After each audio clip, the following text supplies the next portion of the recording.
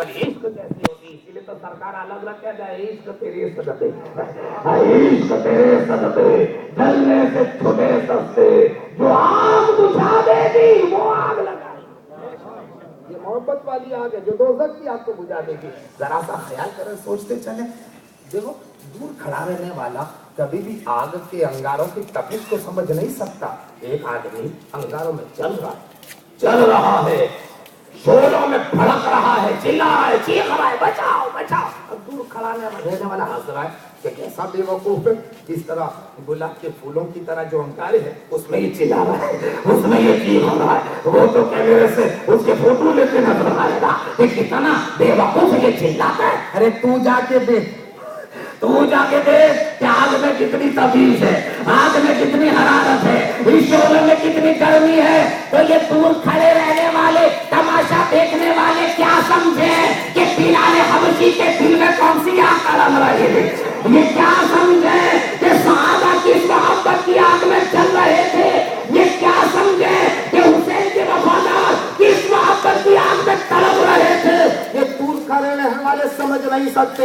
اگر اس محبت کو سمجھنا ہے تو تمہیں بھی سچا حسینی بننا پڑے گا، سچا حسنی بننا پڑے گا. ہر جفا ہر ستم سوارا ہے، اتنا کہہ دے کہ تو. ہم لاکھ بار دعوے کریں، ہم لاکھ بار دعوے کریں کیا حسین کیا حسین، ہم آپ کے. یہ کمال نہیں ہے. کمال یہ نہیں ہے کہ ہم کہیں ہم آپ کے غلام. کمال تو یہ ہے کہ وہ ایک بار کہہ دے ہاں تو میرا غلام ہے، تو میرا غلام ہے.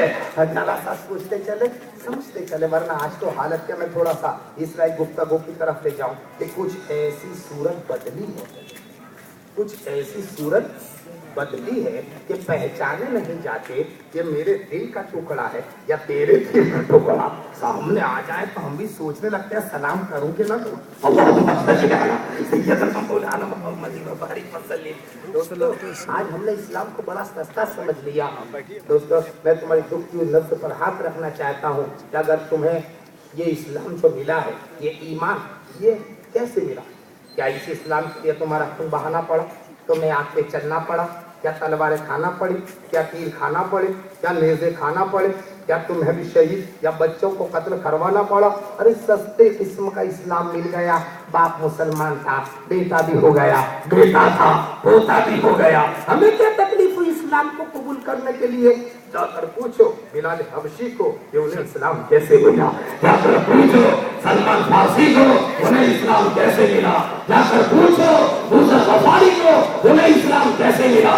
جا کر پوچھو سعد بن وقاص کو انہیں اسلام کیسے ملا. جا کر پوچھو عمار بن یاسر کو انہیں اسلام کیسے ملا. جا کر پوچھو صہیب رومی کو انہیں اسلام کیسے ملا. جا کر پوچھو حضرت خبیب کو انہیں اسلام کیسے ملا.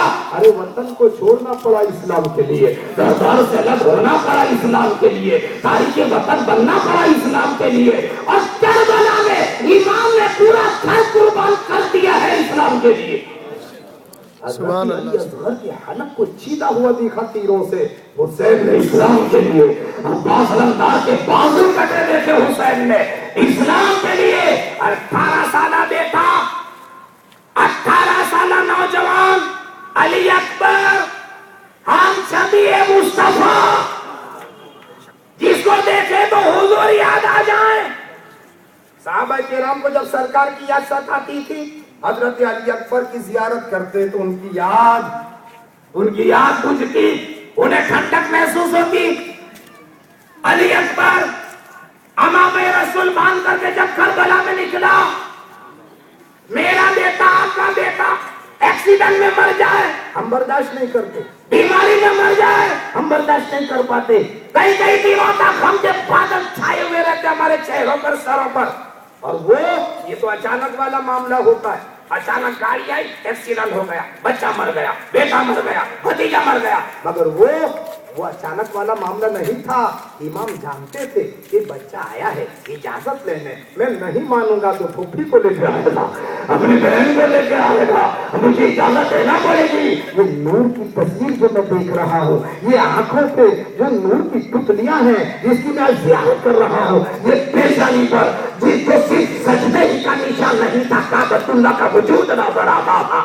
یہ پیشانی نورانی یہ اتنی خوبصورت جس پر فرشتے قربان ہو جائیں، یہ مجھ سے اجازت لے رہا ہے، میں اس کو اجازت دوں گا، یہ جائے گا ہزاروں یزیدیوں کا قتل کرے گا، کئیوں پر حملہ کرے گا، شیر خدا کا یہ شیر اپنا مورچہ سنبھالے گا، تلواروں سے کئیوں کو قتل کرے گا، کئیوں کو نیزوں پر سے اٹھائے گا، مگر اس پر بھی حملے ہوں گے، تیر چلیں گے، تلواریں چلیں گی، نیزے چلیں گے، اور زخموں سے چور چور ہو جائے گا، یہ نور کی صورت خاک و خون میں تڑپ جائے گی، زمین پر گرے گا، تڑپے گا، آواز دے گا، یا باہو ادرکنی، یا باہو ادرکنی، اے بابا جان میری خبر لو، امام جانتے تھے کہ یہ جو گھوڑے پہ جا رہا ہے واپسی میں میرے کندھوں پر ہو کر گرائے گا، میں اسے اٹھاؤں گا، بولو یہ کوئی اچانک کا معاملہ نہ تھا، یہ پوری سازش کے تحت ہو رہا تھا، اس طرح سے پلاننگ کے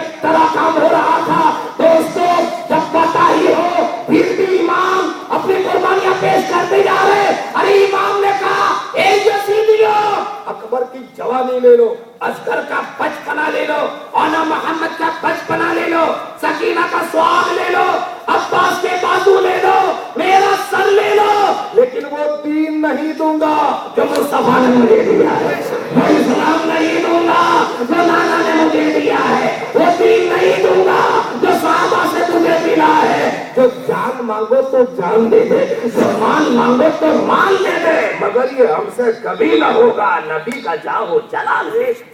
سبحان اللہ۔ بچپن سے جس کی شہادت کی خبر ہو اور وہ کوفے کی طرف چلا جا رہا ہے، ارے 2 قدم بھی نہیں چلنے کی طاقت مجھ میں، عشق کھینچ لیے جاتا ہے، میں کہاں جاتا ہوں، وہ شوق شہادت کھینچ رہا تھا، وہ جذبہ شہادت۔ ورنہ بچپن میں آپ نے نہیں دیکھا کہ جمعہ کا دن ہے، مسجد نبوی ہے، میرے آقا صلی اللہ علیہ وسلم جمعہ کا خطبہ ارشاد فرما رہے ہیں، لوگ سن رہے ہیں، اور آپ جانتے ہیں جمعہ کی عادات کیا ہے، علماء کرام جب منبر پہ ہوتے ہیں، خطیب جب خطبے پہ آپ ادب سے بیٹھتے ہیں، 2 زانو بیٹھتے ہیں، نماز بھی نہیں پڑھتے، یہاں تک کہ نام محمد پر بوسہ تک نہیں دیتے، یہ خطبے کے آداب میں شامل ہے، نہ کوئی ذکر و اذکار، کیونکہ خطبہ سننا ہی عبادت، خطبہ سننا ہی عبادت، یہ سننے والی عبادت ہے جو سن کر کے عبادت کی جاتی ہے، کچھ نہیں۔ اب ایسے ماحول میں میرے آقا خطبہ دے رہے ہیں، صحابہ کرام تشریف فرما ہے، اور نواز حسین نے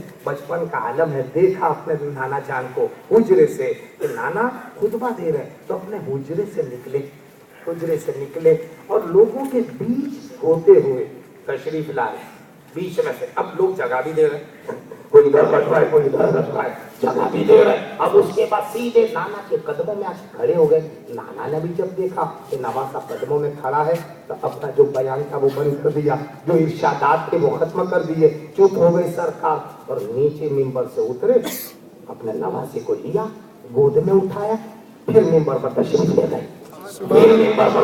لے گئے، اب تک جو بیان تھا وہ کچھ اور تھا ارشادات، لیکن اب جو ارشاد ہو رہا ہے وہ کیا ہے؟